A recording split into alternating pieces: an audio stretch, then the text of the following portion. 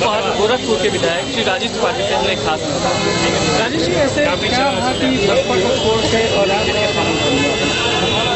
क्योंकि बहुजन समाज पार्टी में जब पत्रकारिता को छोड़ राजनीति के छल में कदम रखा गया, एक पीड़ा थी और उस पीड़ा को मैंने महसूस किया था। बहुजन समाज पार्टी के नेता ने राजनीति में बढ़ते अपराधीकरण की चिंता उन्होंने व्यक्त किया था, मैं भी चाहता था ये खत्म होना चाहिए। मैं जिस विधानसभा से आता हूँ वो उत्तर प्रदेश का सबसे बड़ा माफिया का वो सीट रहा, बल्कि राजनीति में अपराधीकरण की शुरुआत चिल्लूपाल सीट से हुई थी और ये कहा गया था कि हम अपराधी विरोधी।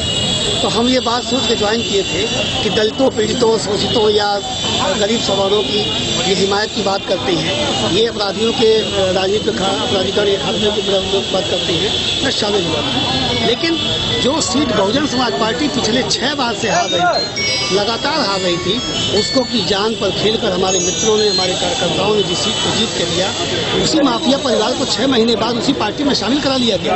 उनको बड़े बड़े पौधों पर नवाजा जाने लगा। ये पहली पीड़ा थी। उसके बाद मेरी हत्या की सुपारी भी दी गई।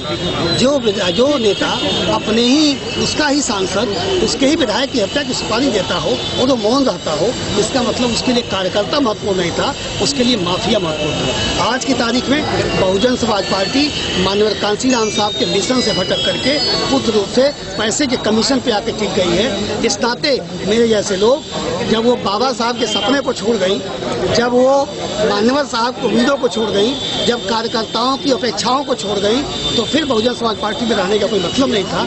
हम वहाँ चल दिए जो बाबा साहब के सपने का भारत बनाना चाहता है, जो गांधी के सपने का भारत बनाना चाहता है, मैं उस नरेंद्र मोदी जी के साथ चल पड़ा। स्वामी प्रसाद मौर्य जी से जोड़ के देखा जाए कि उनके ज्वाइन करने स्वामी प्रसाद मौर्य जी या हम जैसे लोग, ऐसे तमाम वहाँ लोग हैं जो उपेक्षा, पीड़ा और अपमान से के दर्द झेल रहे हैं। आने वाले वक्त में वे सारे लोग कोई न कोई ठोर तो तलब। आगे आरोप लगते रहे हैं कि बहन जी पैसा लेके टिकट देते हैं। मेरी अपनी सीट पर 10 करोड़ रुपए लेकर के माफिया परिवार को दिया गया। मेरी अपनी सीट पर 10 करोड़ की कुछ मांगी, मुझसे कैसे मांगा जाएगा?